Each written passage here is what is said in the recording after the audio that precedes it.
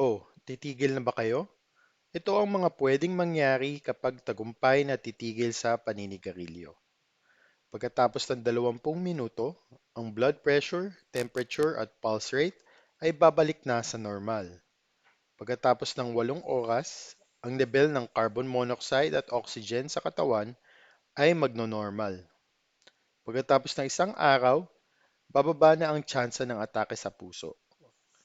Pagkatapos ng 2 araw, ay babalik na ang pangamoy at panlasa. Pagkatapos ng 3 araw, ang paghinga ay magsisimula ng gumaan. At pagkatapos ng 3 buwan, ay gaganda na ang sirkulasyon ng dugo.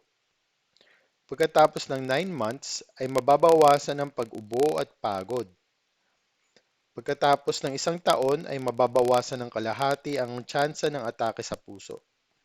At pagkatapos ng 10 taon, ay ang tsansa ng stroke at sakit sa puso ay halos papantay na sa mga hindi naninigarilyo.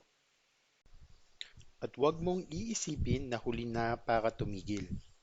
Pag ikaw ay 30 taong gulang at nagdesisyong tumigil, pwede mo pang mabawi ang 30 taon ng life expectancy mo.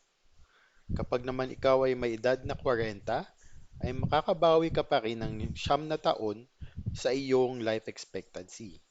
At pag 60 ka na, ay pwede mo pang mabawi ang at least 3 taon ng iyong life expectancy.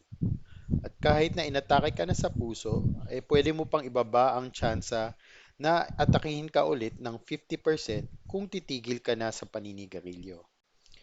May benepisyo sa pagtigil sa sigarilyo. Yosi iwasan, baga alagaan.